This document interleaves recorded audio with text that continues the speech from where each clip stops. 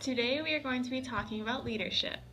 By the end of watching this video, you should be able to identify a good leader and one that creates a positive environment, how to accomplish that, and the skills it takes to follow the 5 M's, as well as knowing what the 5 M's are. Also through this video, you will learn aspects of what creates a bad leader, one that lacks the ability to motivate and earn respect. Hi, I'm Linda Zimmerman. I am a junior here at Aquinas. My degree is Business and Communication, the dual, and I'm going to tell you about a time I had a good leader. They were really good at motivating us and having ideas, and they would set goals and standards along with that, which really helped to keep us in line. And other things they did well were they were able to keep our attention and make sure we were all working as a team, which is really important in my job.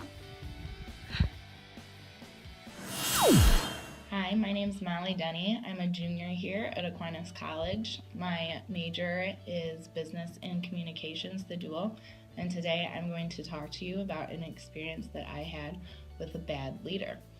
It was my previous workplace. I experienced this with my manager. She was always unmotivated, which as employees seeing this showed us that our job never really seemed as important as it should have been. She was never flowed, all the employees' shifts overlapped, and we never knew whose shift was actually going on at what point in time. She was disrespectful to most employees, and we could always tell which employees she favored more than others. My name is Allison Van Patten. I'm a junior at Aquinas College, and I'm studying Business and Communications. I had a bad leader at my job that I have now. She was disrespectful to every employee. She would talk to us in a tone that was unheard of in any other workplace. She was very lazy on getting her work done. She would always hand off the work to one of the other employees before actually doing it herself. And it was really hard to understand what she wanted because it was different every time we did one of our activities or one of our duties that was needed to be done that day. Before we can define whether a leader is good or bad, we need to be able to define what leadership is and what a leader is. Leadership is the ability to make strategic decisions and use communication effectively to mobilize group members toward achieving a common goal. Leadership is not the same as leader because it is not the action. A leader is just the title given to a person. We need to be able to decipher what makes a good leader and what makes a bad leader. A good leader is a leader that would follow a system such as the 5 M's, whereas a bad leader, such as the example that Molly talked about earlier, is a leader that strays away from that kind of strategy. This is a diagram of the 5M model. The 5 M's are model leadership behavior, motivate members, manage group process, make decisions, and mentor members. Now we're going to talk about what each of these 5 M's stand for. The first of 5 M's that we're going over is model leadership. Model leadership projects an image of confidence, competence, trustworthiness, and optimism. We're going to show you examples of a good model and a bad model. See if you can see who's who. Okay class, just a reminder that your final project is due next week. Everything that you need to know is in the syllabus. And if you have any questions, you can contact me either over the phone or email, and I will be available during all of my office hours as well.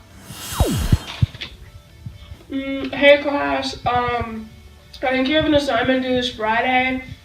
Ask each other if you guys need help. Yeah, it should be due this Friday. Everything you need should be there. I think I gave you the syllabuses, right? Which leader was the good leader?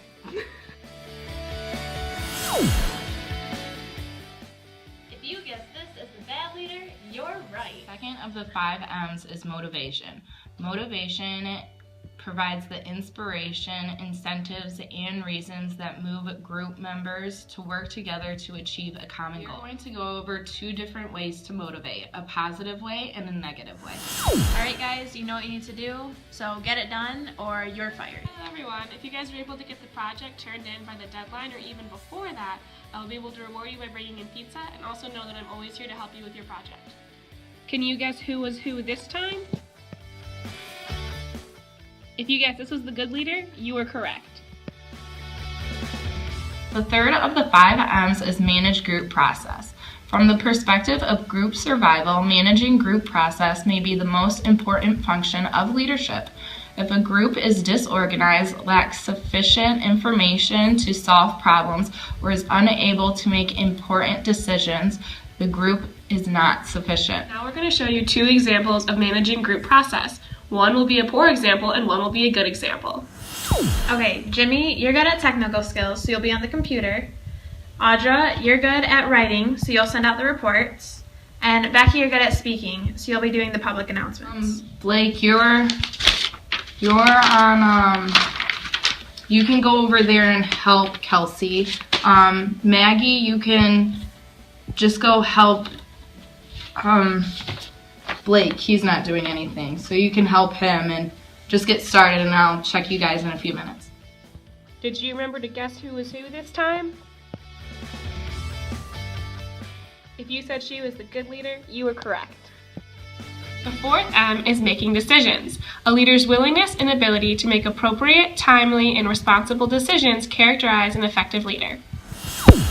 Today we're going to have to discuss what uniforms we have to make for our schools, but a few parents they don't want to do these uniforms, but I don't really think I like the ones that they're suggesting, and I don't really know what we're supposed to do for this, and maybe we should get the parents in here to discuss this with us, or what do you guys think? Okay guys, today we're discussing what uniforms to implement into our school. We have the blue bottoms with the white top, or the khaki bottoms with the white top. There's been a lot of talk on what one is going to bring more productivity to the students in the school. The khakis have been a lot more effective in other schools over the blue bottoms, so I think that we should go with those. Who was the good one in this situation? If you guessed this leader, you're right. The final M of our 5M model is mentor members. Most successful people tell stories about significant mentors who help them mature and move ahead. The word mentor has come to mean a wise and trusted counselor who is usually older and more experienced than the mentee. Now here are 2 examples of mentors. See if you can tell which mentor is the good one and which one is the bad. Hi, I hope you're ready for this coming semester. I'll be here and I'll be your advisor. I'll be able to help you in any way that you need. I've gone through everything that you have, so if you have any questions, please don't be afraid to ask me. My door is always open and I'm ready. So are you ready for this year? It's your 2nd year here now at Aquinas. You should be pretty set with your classes already, do you think? I mean, we can kind of go over some of these here. I was thinking a couple classes you needed, but you probably know a little bit more than I do about the rest that you need. Your gen eds are your gen eds. Just get those, over and done with when you can. And I think you had, yes, you were also wanted to switch your major, right? Okay, so now I'm not sure what we need to do with that, but I can try and get you signed up with Linda in the communications department, and she can try and help you with that, and from there you can probably find your way.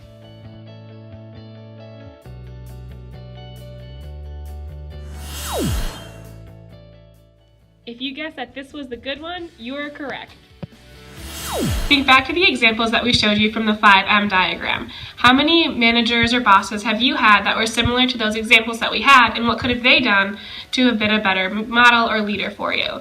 To go through the 5Ms, the first one was model, and things that they could have done to improve themselves was to publicly campaign your group and its goals. They could also speak and listen effectively and confidently, as well as demonstrate competence and trustworthiness.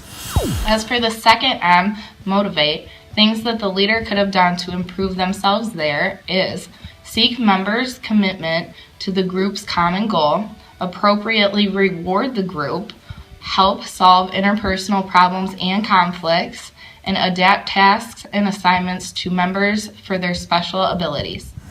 Manage group process was the 3rd M that we went over and gave examples for. To make sure that you don't fall in the footsteps of the bad example, here are a couple of things that you can do to avoid that.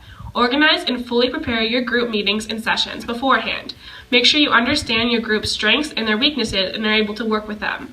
Help solve task-related and procedural problems, as well as monitor and intervene to improve group performance. The 4th out of the 5th M is make decisions, and here's a couple of examples to help leaders better themselves at this. Make sure that everyone shares the information needed to make a quality decision. If appropriate, discuss your pending decision and solicit feedback from members. Mentor members is the last M that we went over. To make sure that you're a prepared manager and that you're ready to go into the field, this is something that you need to make sure that you master. A couple things that you can do to prepare yourself is to be ready and willing to mentor every group member, as well as encourage and invite others to lead, and as well as inspiring optimism. Now that you know how to become a good leader, you must learn how to actually become a leader in the first place. The path to leadership can be as easy as being in the right place at the right time, or be the only one to step up and take on these responsibilities of being a leader. These two ways are defined as an emergent leader and a designated leader. So we have that group project due on Friday. Oh yeah, that's right. Are you free next week? I'm free like Wednesday next week, I think. Okay, we should probably meet on Wednesday then, and then we can go over the outline, and we can talk to our other group members, make sure that they're free, and we can figure out everything that we need to do that day. We can designate who has what task, and just figure everything out. Sounds like a good plan. In that example, you saw Molly and Allie talking about a group project, whereas Molly didn't really take a lot of direction and just listened to what Allie had to say. Allie became the emergent leader. She was making sure to take strides to the group's goals and stand up for what the group needed. A lot of times, emergent leaders are better leaders because they're ones that are chosen from the group because they are the ones that choose to step up and do what's needed to be done. Hi Molly, thanks for coming in today. Thanks for having me. How are you? I'm good. How are you? Good. We've had a lot of people quit this week, and one of them was actually our managerial spot. So I know you haven't been here that long, and I know you don't have a lot of experience in that field, but how would you be interested in being the new leader of the group? I would feel very comfortable with it. Perfect. Okay, so you will start next Monday? Okay, that works for me. The example that you just saw there was a designated leader. Allie was choosing to promote Molly, but she was doing it in a circumstance where she needed to. Sometimes designated leaders are getting the position when they don't necessarily deserve it. It just happens to be that way. It's usually chosen from an outside authority, and designated leaders face different problems than emergent leaders because, like I said, sometimes less than deserving people get that, and the team has a problem accepting that. Also, designated leaders face other challenges because they have to step into a well-established group where they may not have been working with normally. Otherwise, designated leaders can be a good and effective way to promote someone because you know that they are fully capable and they can handle the position. We just talked about two ways that you could become a leader, an emergent leader and a designated leader. Though you may not always be in the right place at the right time, here are some strategies of how you can increase your chances. These strategies are to talk early and often, to know more, to offer your opinion, to listen to others, to share what you know, and to welcome disagreement.